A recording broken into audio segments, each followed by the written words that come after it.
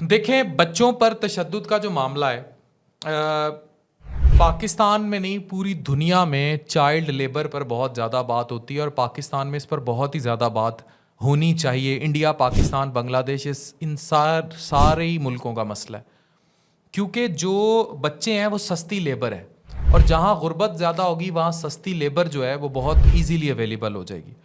यही वजह है कि जो इंसानी हकूक़ की तंजीमें हैं वो चीखती चिल्लाती रहती हैं, लेकिन इन वीडियोस देखने वालों में बहुत कम घर ऐसे होंगे जहां 18 साल से कम उम्र के बच्चे या बच्चियां बतौर नौकर नौकरानियां काम ना कर रहे हों। इवन बाहर के मुल्कों में जो ओवरसीज़ लोग मुझे देख रहे हैं, उनको पता होगा कि बहुत सारी फैक्ट्रियों में, बहुत सारे इदारों में 18 साल से कम उम्र बच्चे या बच्चियां काम कर रहे हैं। कोई रिसेप्शन पर है, कोई किसी मुलाजमत पर है, पर वो काम कर रहे हैं। हमारी जो मुल्क की इकनॉमिक्स है, अब 12 साल का बच्चा है या बेटियां 4 पैदा कर ली हैं, वो 8, 9, 10 साल की हैं, बाप उनका नशई है। ओवरऑल फॉर्मेट तब चेंज होगा जब तालीम, एजुकेशन का सारा निज़ाम ठीक होगा। लोगों को पाबंद किया जाएगा कि आप अपनी इकनॉमिक्स के अकॉर्डिंग बच्चे पैदा करेंगे, जैसा चीन में किया जा रहा है, और रियासत भी लोगों की अमीन होगी। तब ये बच्चों पे तशद्दुद वाला वाक़या नहीं होगा जो एक पूरे मीडिया पे अब सर्कुलेट कर रहा है। इससे कई गुना ज़्यादा तशद्दुद के वाक़ये देखे गए हैं, लोगों की हलाकतें भी देखी गई हैं, और ये पहला वाक़या नहीं है। अगर आपको यकीन नहीं आता, आप चाइल्ड प्रोटेक्शन ब्यूरो में जाएं। चाइल्ड प्रोटेक्शन ब्यूरो आपके हर शहर में मौजूद है। रावलपिंडी के चाइल्ड प्रोटेक्शन ब्यूरो के तो मेरे बड़े अच्छे दोस्त भी हैं और मैं अक्सर उनके पास आता जाता रहता था। अक्सर बच्चे ऐसे ही बड़े घरों से निकलते हैं जो या बहरिया में लोकेटेड होते हैं या किसी और हाउसिंग बड़ी सोसाइटी में लोकेटेड होते हैं, और जहाँ बच्चों पे तशद्दुद के वाक़यात रिपोर्ट हो रहे होते हैं और चाइल्ड प्रोटेक्शन ब्यूरो वहाँ छापा मारती है और उन बच्चों को निकाल लेती है।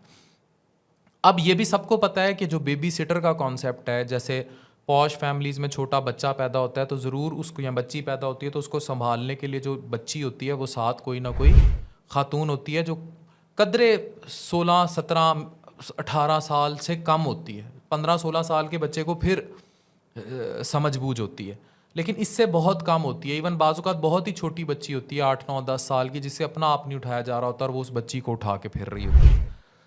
अच्छा, अब ऐसे मुल्क में जो थर्ड वर्ल्ड कंट्री है, अगर इसमें एहसास पैदा कर लिया जाए और ऐसे बच्चों की कफ़ालत ज़िम्मे ले ली जाए, इनकी तालीम, एजुकेशन, इनको सपोर्ट किया जाए, इनको साथ टेबल पे बिठा के खाना खिलाया जाए, इनकी रोटी का ख्याल रखा जाए, फिर मसला नहीं है।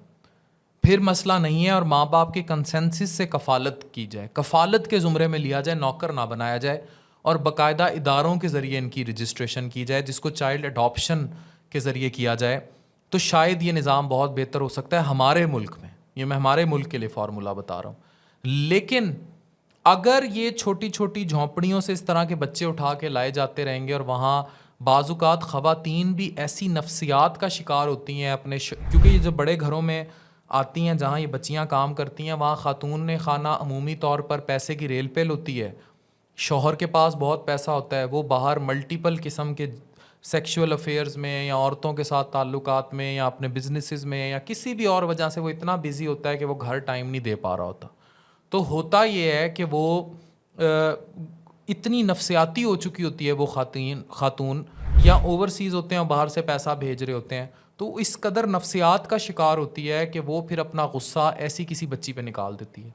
ऐसे भी वाक़यात हैं कि ऐसी ख़वातीन ने अपने ज़ाती बच्चों को मारा है। ये तो नौकर की बच्ची थी ना, अपने ज़ाती बच्चों पे इतना तशद्दुद किया कि उनकी हड्डियाँ तोड़ दी या उनको मारा, और ऐसे केसेस एमरजेंसीज़ में रिपोर्ट हो चुके हैं। आप जो पीडियाट्रिक सर्जरी डिपार्टमेंट्स हैं उनसे जाके इन्फॉर्मेशन लें तो आपको पता लगेगा कि ऐसे केसेस बाकायदा तौर पर रिपोर्ट हो चुके हैं जहाँ बच्चों पे इतना इतना जुल्म किया गया है। अब इसकी रोकथाम का फार्मूला 4 है।